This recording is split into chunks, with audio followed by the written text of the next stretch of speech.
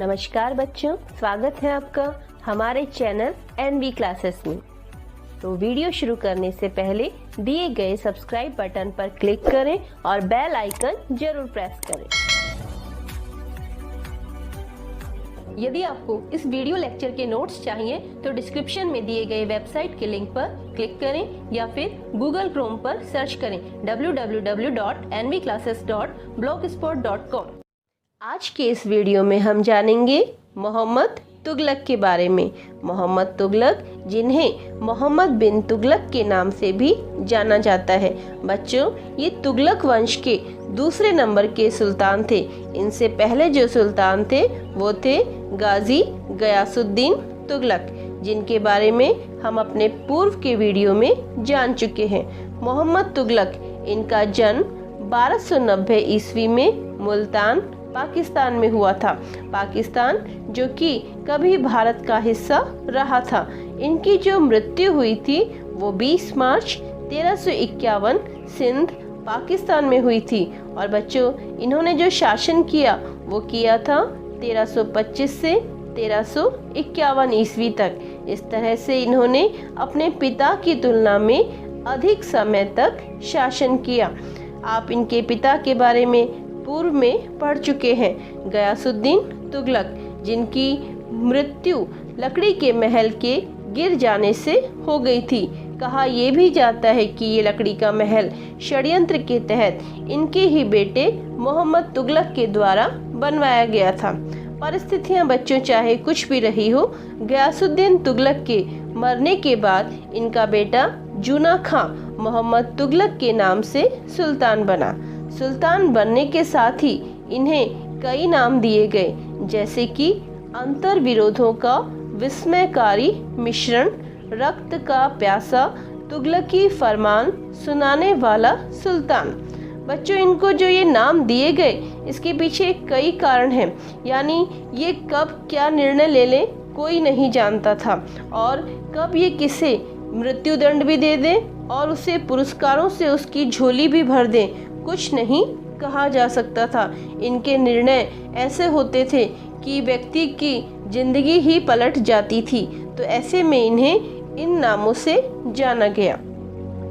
लेकिन बच्चों, वास्तविक रूप से इनका आकलन किया जाए तो ये बहुत ही विद्वान और सुसंस्कृत व्यक्ति थे। दिल्ली सल्तनत के इतिहास में इनके जितना विद्वान कोई नहीं था, और ये उच्च कोटि के कवि भी थे और कई भाषाओं के जानकार भी थे। तो इस तरह से ये एक विद्वान व्यक्ति थे। इतिहासकार बर्नी इनके बारे में लिखते हैं बच्चों कि ये एक उच्च कोटि के विद्वान थे और ईश्वर की सृष्टि की अद्भुत कृति के रूप में थे। तो इस तरह से इतिहासकार के लिए आप ये भी कह सकते हो कि इनके शासन के अधीन थे, तो इनके बारे में अच्छा ही लिखेंगे। लेकिन ऐसा नहीं है, कहीं कहीं बर्नी ने इनकी आलोचना भी की है। और इन्हीं के समकालीन इब्न बतूता ने भी लिखा है कि मोहम्मद तुगलक इस प्रकार का व्यक्ति है जो पुरस्कार देने और रक्तपात करने दोनों में विशेष रुचि रखता है। पुरस्कार देने यानी इनकी नज़रों में किसी ने कोई अच्छा कार्य किया है तो उसकी झोली पुरस्कारों से भर देते थे, और अगर किसी ने राज्य के खिलाफ कोई षड्यंत्र या कुछ गलत किया है तो उसे प्राणदंड देने में भी ये नहीं हिचकते थे। तो इस तरह से इनके द्वार पर प्रतिक्षण किसी दरिद्र को आप धनी होते हुए भी देख सकते थे, और किसी घनिष्ठ मित्र को प्राणदंड पाते भी आप देख सकते हो, क्योंकि इनकी नज़र में कहीं कोई अंतर नहीं है, सबको ये समान रूप से देखते थे। इसके अलावा बच्चों, प्रजा में यानी जो इनकी प्रजा थी उसमें इनके अच्छे कार्यों के लिए इनकी प्रशंसा भी होती थी, तो वहीं इनके ऐसे निर्णय जो प्रजा के लिए हितकारी नहीं थे उनके लिए इनकी आलोचना भी की जाती थी। लेकिन इन्होंने किसी चीज़ की भी परवाह नहीं की। तो ऐसी परिस्थितियों में ये अपने कार्यों से जनता में लोकप्रिय भी रहे, तो वहीं जनता इनकी बुराइयां करने से भी पीछे नहीं रहती थी। लेकिन इन्होंने किसी चीज की परवाह नहीं की। तो इस तरह से इन्होंने दिल्ली सल्तनत को संभाला। दिल्ली सल्तनत में इनके समय में 23 राज्य थे। जैसे आज हमारे देश में 28 राज्य हैं, वैसे ही इनके समय में 23 राज्य थे जिन्हें मुक्तों कहा जाता था या फिर प्रांत के रूप में जाना जाता था। अब बच्चों, इनमें शासन करने के लिए इन्होंने जो नीति अपनाई, उस नीति में इन्होंने कई योजनाएं बनाई। उन योजनाओं के बारे में हम यहाँ जानेंगे कि किस तरह से इस विशाल साम्राज्य का सुल्तान होते हुए इन्होंने अपने राज्य को प्रशासनिक रूप से, राजनीतिक रूप से और हर तरह से अच्छे से चलाने के लिए जो कार्य किए। बच्चों, उसमें सबसे पहले जो इनकी योजनाएं हैं उनमें है दोआब में कर वृद्धि, दूसरी योजना थी इनकी देवगिरी को राजधानी बनाना, और तीसरी योजना थी सांकेतिक मुद्रा का प्रचलन, और चौथी योजना इनकी थी खुरासान पर आक्रमण, और पांचवी थी कराचील की ओर अभियान। बच्चों, इन पांचों योजनाओं के बारे में हम थोड़ा विस्तार से जानेंगे। दोआब जिसका मतलब होता है दो नदियों के बीच का क्षेत्र, और ये क्षेत्र हमारे देश में उत्तर भारत में है। यहाँ पर हर वर्ष बच्चों नदियाँ नई मिट्टी बहा कर लेकर आती हैं, जिससे अच्छी फसल होती है और यहाँ बारिश भी अच्छी होती है, यानी मानसून की जो स्थिति है वो बहुत ही अच्छी रहती है। तो इसलिए यहाँ पर अधिक मात्रा में फसल होती है। तो मोहम्मद तुगलक ने ये सोचा कि इस क्षेत्र में अगर मैं लगान में वृद्धि कर दूं तो मेरी राज्य की जो आय है उसमें बढ़ोतरी होगी। लेकिन जिस साल इसने लगान में वृद्धि की, किस्मत से उसी साल अकाल पड़ गया, और अकाल पड़ने के कारण किसानों की जो फसल होती थी वो भी नहीं हुई, और ऐसे में उन्हें लगान भी देना पड़ा। लेकिन अक्सर राजा लोग क्या क्या करते थे, जब लगान की स्थिति आती और अकाल की स्थिति भी हो जाती तो वो लगान माफ कर दिया करते। लेकिन यहाँ जो जनता थी उसके साथ विपरीत कार्य किया गया। लगान की दर बढ़ा दी गई, और लगान वसूलने में भी जो सिपहसालार, जमींदार ये सब थे, उन्होंने जनता के साथ बहुत ही कठोरता से व्यवहार किया। उनके साथ बहुत ही गलत तरीके से लगान को वसूला गया। फिर बच्चों, इससे क्या हुआ, जो किसान थे वो सुल्तान के विरोधी हो गए, लेकिन कर वो कुछ नहीं पाए। दूसरी इनकी जो योजना थी वो थी देवगिरी को राजधानी बनाना। जैसा कि हम जानते ही हैं, उत्तर से दक्षिण, पूर्व से पश्चिम तक तुगलक साम्राज्य फैला हुआ था, और दिल्ली जो कि भारत के स्टार्टिंग में ही यानी आरंभ में ही थी, और उससे विदेशी आक्रमणों का सामना करना पड़ा था। तो ऐसे में हम पहले भी पढ़ चुके हैं कि इल्तुतमिश के समय, अलाउद्दीन खिलजी के समय, इन सब के समय अक्सर मंगोल आक्रमणों का भय बना रहता था। तो उसने दिल्ली से एक सुरक्षित स्थान की खोज की, और उसने निर्णय लिया कि भारत के मध्य में मैं अपनी राजधानी बनाऊं, जिससे क्या होगा कि जो विदेशी आक्रमण होंगे उन सबसे मैं बचा रह सकता हूं। हाँ बच्चों, ये निर्णय तो सही था देखा जाए तो, क्योंकि राजधानी और सुल्तान अगर हार गए तो राज्य से हाथ धो बैठते। तो ऐसे में इसकी राजधानी बदलने का निर्णय तो सही था, लेकिन उस निर्णय के साथ उसने जो अन्य कार्य किए वो ये आलोचना के शिकार हो गए। इसने करना तो ये चाहिए था कि सिर्फ अपना प्रशासनिक अमला, अपनी सेना, अपने परिवार को ये देवगिरी ले जाता। देवगिरी जिसका नाम इसने दौलताबाद रख दिया था। लेकिन इसने किया क्या, इसने सारी प्रजा को दिल्ली से दौलताबाद में स्थानांतरित कर दिया। यानी हर एक व्यक्ति को इसने दौलताबाद में जाने के लिए विवश कर दिया। और आप सोचिए कि कोई व्यक्ति पुश्तों से एक जगह से जुड़ा हुआ है, क्या वो दूसरी जगह जाकर बसना पसंद करेगा? लेकिन सम्राट के आदेशों की वो अवहेलना भी नहीं कर सकता था, इसलिए उसे दिल्ली से दौलताबाद जाना पड़ा। कहा तो ये भी जाता है कि इसमें काफ़ी संख्या में इस यात्रा के दौरान लोग मारे गए, और कुछ सालों तक इसने दौलताबाद को अपनी राजधानी बनाया। और फिर जब इसे लगा कि ये इसका निर्णय सही नहीं है, तो उसने वापस से दिल्ली को अपनी राजधानी बनाया, और इस तरह से 1327 से 1335 के बीच तक दौलताबाद इसकी राजधानी रही और 35 से ये वापस दिल्ली आ गया। तो आम जनता को इसने इस योजना के द्वारा काफ़ी परेशान किया। तीसरी इसकी जो योजना थी वो थी सांकेतिक मुद्रा का प्रचलन। कहा जाता है कि इसके शासन के समय चांदी का उत्पादन नाम मात्र का भी नहीं था, तो ऐसे में इसने तांबे और कांसे की सांकेतिक मुद्रा का प्रचलन शुरू किया।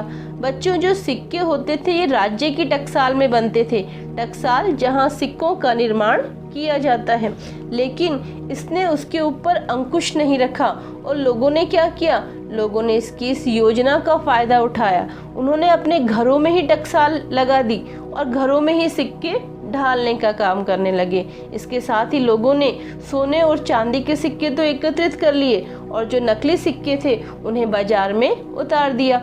यानी कि जो मोल भाव खरीदारी ये सब की जाती थी ये नकली सिक्कों के द्वारा ही किए जाते थे। आप सोचिए कि हमारे यहाँ जो असली और नकली नोट, अगर हम नकली नोटों का ही प्रचलन कर लेंगे तो हमारे राज्य को या हमारे देश को कितना नुकसान होगा।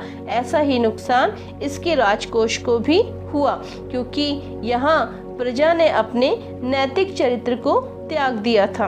इसका जो बच्चों चौथी योजना थी वो थी खुरासान पर आक्रमण। खुरासान जो कि पश्चिमी एशिया में एक स्थान था, यहाँ पर आक्रमण करने के लिए इसके अमीरों ने इसे उकसाया कि आप खुरासान पर अधिकार कर लोगे तो आपकी कीर्ति और अधिक बढ़ेगी। और ये उन अमीरों की बातों में आ भी गया और इसने एक विशाल सेना का निर्माण किया। उस विशाल सेना में लगभग 3,70,000 योद्धा थे। अब इतनी बड़ी सेना को रख रखाव के लिए बहुत अधिक धन की आवश्यकता भी है और इस धन के लिए इसने जनता के ऊपर और अधिक कर लगा दिए। ऐसी स्थिति में 1 साल तक इसने इस सेना का पूरा खर्चा उठाया, लेकिन युद्ध अभियान खुरासान के विरुद्ध नहीं किया। 1 साल तक इस सेना का खर्चा उठाने के बाद इसे लगा कि अगर मैं खुरासान पर आक्रमण करूंगा तो इससे मुझे कोई फायदा नहीं है। अरे भाई, ये बात आप 1 साल पहले भी सोच सकते थे, लेकिन ऐसा नहीं किया गया। चलिए, 1 साल बाद ही इन्होंने सही निर्णय लिया, क्योंकि उस अभियान में शायद इन्हें सफलता नहीं भी मिलती। तो इस तरह से इन्होंने अपनी इस योजना को पूरा नहीं किया, लेकिन इस योजना को बनाने में जो कार्य किया गया उसमें बहुत अधिक धन की बर्बादी हुई और इस धन की बर्बादी को दूर करने में इन्हें जनता के ऊपर ही कर लगाने पड़े, जिससे जनता इनकी और अधिक विरोधी हो गई। बच्चों, इनकी जो 5वीं योजना थी वो थी कराचिल की ओर अभियान। कहा जाता है कि कराचिल भारत के हिमालयी क्षेत्र का एक स्थान था। यहाँ के राजा जो कि इनकी अधीनता स्वीकार नहीं कर रहे थे, उनके खिलाफ इन्होंने एक विशाल सैन्य अभियान भेजा। कहा तो ये भी जाता है कि इस विशाल सैन्य अभियान को उन दुर्गम पहाड़ी क्षेत्रों में वहाँ के स्थानीय लोगों ने बुरी तरह से हरा दिया। लेकिन इस संघर्ष का परिणाम ये निकला कि मुश्किल से 5-10 सिपाही राज दरबार में वापस आए, लेकिन इसका कुछ अच्छा परिणाम ये रहा कि इस अभियान में उस राजा को भी इनकी अधीनता स्वीकार करने के लिए विवश होना पड़ा। लेकिन कुछ भी कहें, इनकी ये 5 योजनाएं समय और परिस्थितियों के अनुसार जो सफल होनी चाहिए थी वो सफल नहीं हो पाई।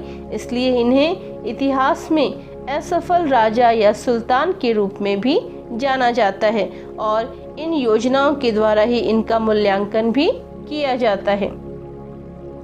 बच्चों, इनके शासनकाल में अफ्रीका महाद्वीप के मोरक्को नामक स्थान से खोजी यात्री और विद्वान इब्न बतूता भारत आए थे। इब्न बतूता जिन्होंने अपने ग्रंथ रिहला के द्वारा अपने यात्रा वृत्तांतों का वर्णन किया है।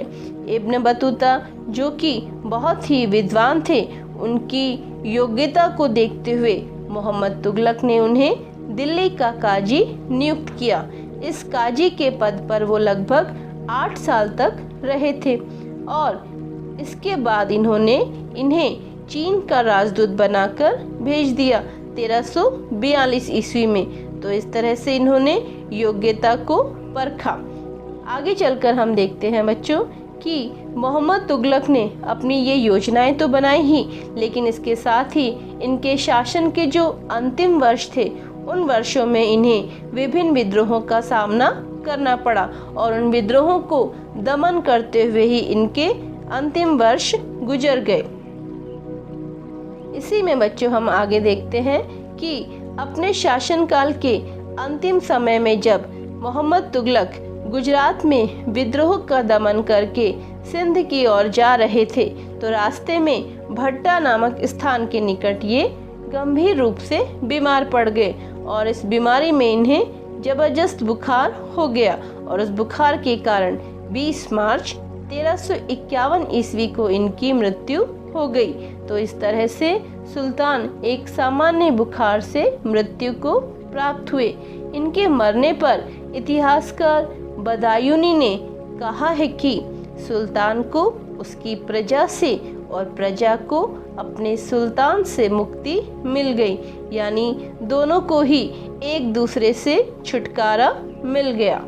मोहम्मद बिन तुगलक जिन्होंने जीवन भर कठिनाइयों से संघर्ष किया, लेकिन निराश होकर अपने कर्तव्य पथ से ये कभी पीछे नहीं हटे। इनके कार्यों के बच्चों चाहे कितनी भी आलोचना क्यों ना हो, लेकिन इन्होंने अपनी प्रजा में कभी किसी प्रकार का भेदभाव नहीं किया और इसमें कोई संदेह नहीं कि ये सफल नहीं हुए, लेकिन इनकी जो असफलताएं थी उनके पीछे परिस्थितियां भी जिम्मेदार थी। आप सोचिए कि इनकी प्रजा, इनके कर्मचारी ईमानदारी से अगर कार्य करते तो शायद ये इतिहास में एक सफल सुल्तान कहलाते, लेकिन परिस्थितियों और इनके साथ के लोगों ने इनका पूरी तरह से साथ नहीं दिया और इसके ऊपर इनका खुद का भी कोई नियंत्रण नहीं रहा।